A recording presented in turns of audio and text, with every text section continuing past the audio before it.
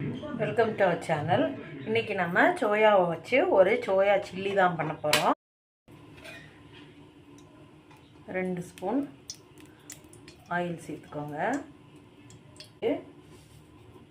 இப்போ இதில் ஒரு அரை டீஸ்பூன் கடுகு சேர்த்துக்கோங்க. கடுகு நல்லா பொரியட்டும். கடுகு பொரிய தொடங்கின உடனே 2 வரமிளகாய் சேர்த்துக்கோங்க. 2 கருவேப்பிலை சேர்த்துக்கோங்க. நான் ஒரு 10 சின்ன வெங்காயம் எடுத்துருக்கேன். இந்த மாதிரி குட்டி குட்டியாக நறுக்கி வச்சுருக்கேன்.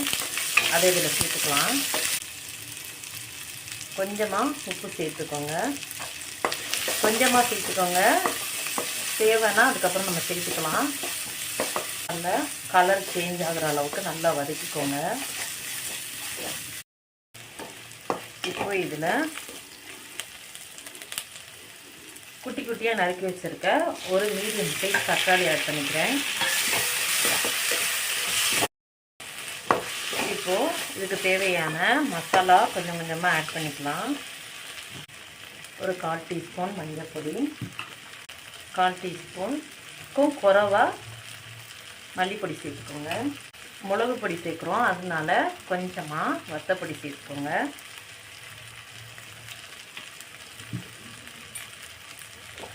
இதை நல்லா மணம் போகிற அளவுக்கு வதக்கிக்கலாம்.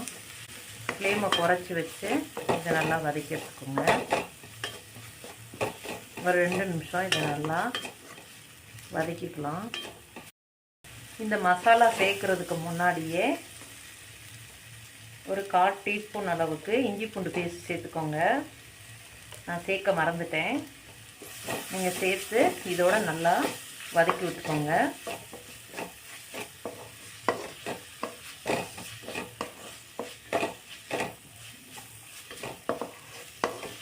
இந்த இஞ்சியோட பச்சை மணமும் நம்ம சேர்த்துருக்க மசாலாவோட ரா ஸ்மெல்லும் போகட்டும். ஒரு 2 நிமிஷத்துக்கு. பச்சை மணம் போயிடுச்சு. இப்போ நான் நல்லா தண்ணியில் சுடுதண்ணியில் உப்பு போட்டு நல்லா இதை ஊற வச்சு வச்சுருக்கேன். அதை இதில் சேர்த்துக்கலாம். சேர்த்து இந்த மசாலா இதோட நல்லா மிக்ஸ் ஆகுற மாதிரி நல்லா சேர்த்து விடுங்க. இந்த மசாலாவோடு சேர்ந்து இந்த சோயாவும் நல்லா வேகட்டும்.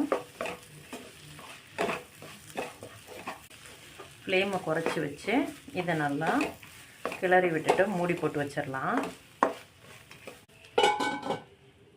இது ஒரு 2 நிமிஷம் கழித்து இடையில மிக்ஸ் பண்ணி விடுங்க. இந்த மாதிரி இடையில எடுத்து கிண்டி விடுங்க. இந்த சோயா நல்லா வேகட்டும். ஃப்ளேமை குறைச்சே வைங்க. திரும்பி மூடி வச்சிடலாம்.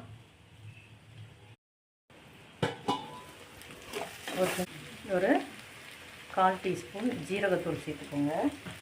ஒரு 1/4 டீஸ்பூன் சோம்புத்தூள், ஒரு அரை ஸ்பூன் கரம் மசாலா சேர்த்துக்கோங்க. 1 ஸ்பூன் அளவுக்கு மிளகு பொடி. இதெல்லாம் சேர்த்து நல்லா மிக்ஸ் பண்ணி விட்டுக்கலாம்.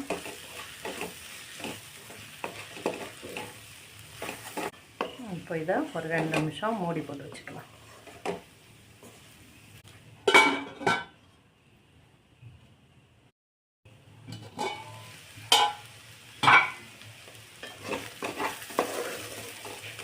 ரெடி ஆயிடுச்சு. உப்பு போதுமான அளவு இருக்குதான்னு பார்த்துக்கோங்க. இதாங்க என்னோடய ஸ்டைலில் சோயா சில்லி. நீங்களும் இதே மாதிரி ட்ரை பண்ணுங்கள். உங்களுக்கு பிடிச்சிருந்தா என்னோடய சேனலை லைக் பண்ணுங்கள், ஷேர் பண்ணுங்கள், மறக்காமல் சப்ஸ்கிரைப் பண்ணுங்கள். தேங்க்யூ ஃபார் வாட்சிங்.